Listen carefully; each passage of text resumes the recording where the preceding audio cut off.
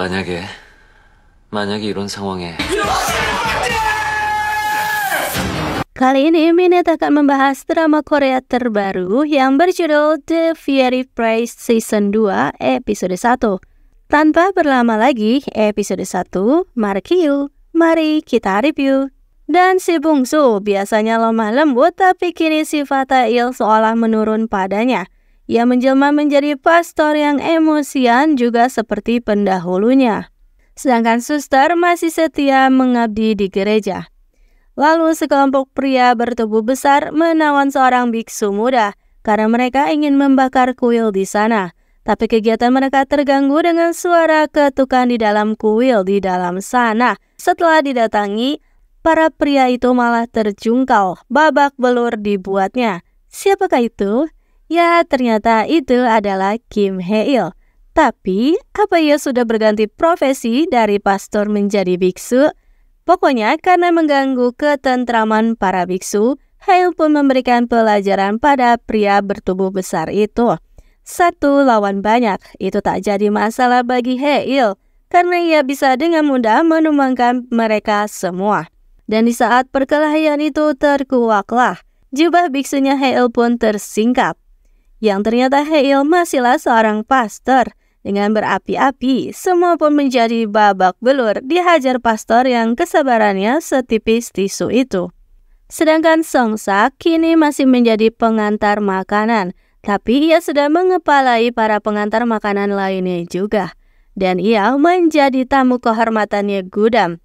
Lalu Yohan sudah menjadi manajer di minimarketnya dan tiba-tiba ia kesetrum seolah mendapat kekuatan, pendengarannya pun menjadi tajam.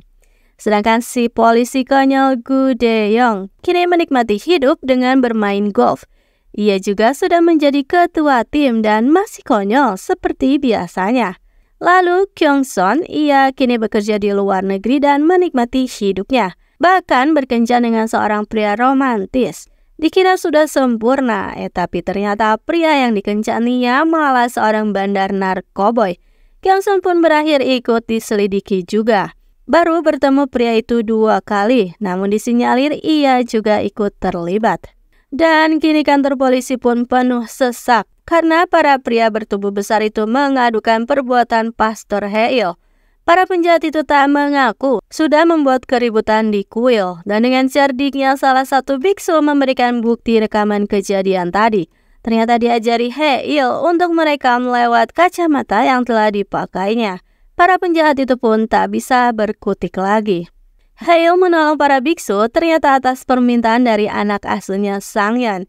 Dan datanglah Gu Dae-yong meminta Haeil untuk tak membuat keributan di gudang lagi. Lalu mereka pun makan malam bersama dengan personil yang kurang satu, yaitu Kyung-sun. Lagi makan damai begitu, tapi Dae-yong malah mengucapkan kalimat sakral, yaitu oasis sejati dan kedamaian. Karena takutnya akan seperti terjadi sesuatu. Haeil pun langsung ribut, heboh, ngamuk hingga akhirnya menular ke yang lain.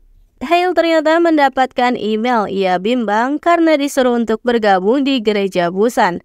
Lalu Sangyeon tiba-tiba saja disergap oleh beberapa siswa. Sungguh menyeramkan perangai siswa zaman sekarang. Sedangkan jauh di sana, di sebuah klub Busan, terjadi penyerangan oleh seorang pemuda. Ia menyerang beberapa orang di sana akibat teler karena narkoboy. Namun pria itu tampak percaya diri saja karena ternyata ayahnya adalah seorang yang berpengaruh. Pemuda itu pun segera diinterogasi oleh Nam Do-hun, seorang jaksa dari Kejaksaan Agung.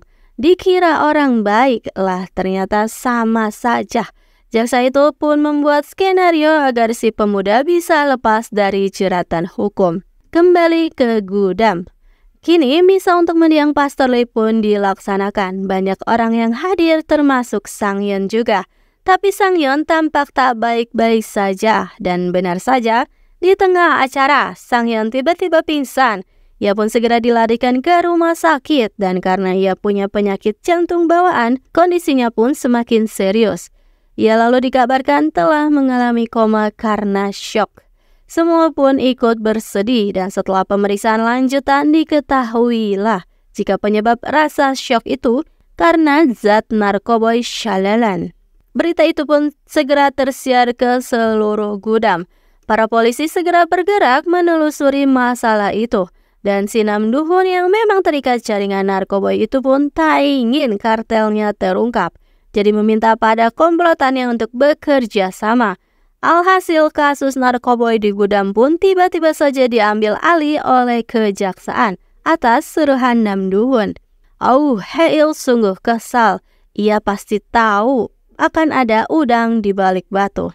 Dan para penjahat itu tak kenal takut karena merasa hukum ada di tangannya hanya karena mereka di bawah umur. Dan berita tentang narkoboy di gudam pun tiba-tiba saja hilang dalam sekejap. Sang Hyun yang jadi korban kini berubah menjadi tertuduh oleh orang-orang. Dituduh sebagai pecandu narkoboy, makanya ia berhasil dalam akademinya itu. Hail pun langsung murka, terutama pada teman-teman sekolahnya Sang Hyun, yang mencoba menyadarkan para siswa itu untuk tak menyebarkan dan membuat komentar palsu karena mereka belum tahu kebenarannya.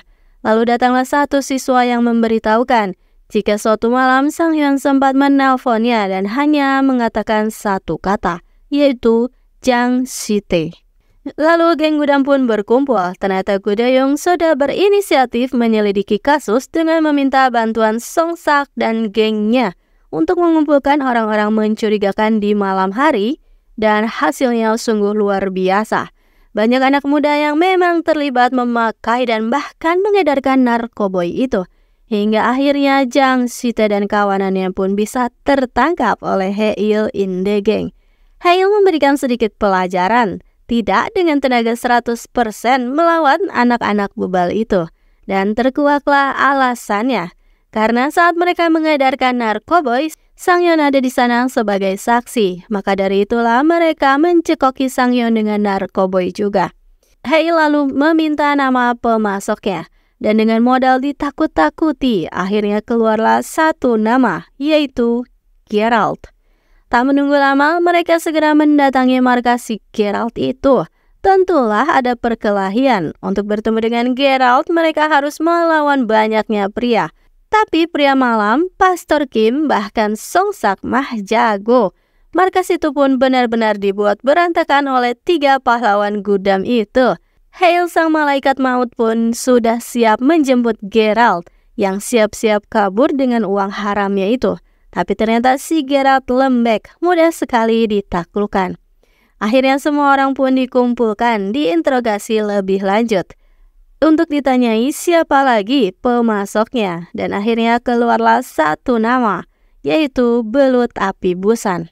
Lalu tak lama kejaksaan pun datang. Semua barang bukti dan para tersangka narkoboy itu sudah berjejer rapih, lengkap pula dengan wartawan. Artinya kejaksaan sudah tak bisa menutup-nutupi berita itu lagi. Lalu Hail pun frustasi, ia seolah bimbang untuk membuat suatu keputusan. Dan akhirnya keputusannya itu malah membuat frustasi yang lainnya. Karena ia memutuskan untuk terlibat lebih jauh menelusuri masalah narkoboy ini. Kata kuncinya adalah Belut Api Busan. Meski yang lain tak setuju, tapi akhirnya Hail pun kini bersiap menaklukkan Busan yang sudah ada di depan matanya. Dan episode 1 pun berakhir di situ.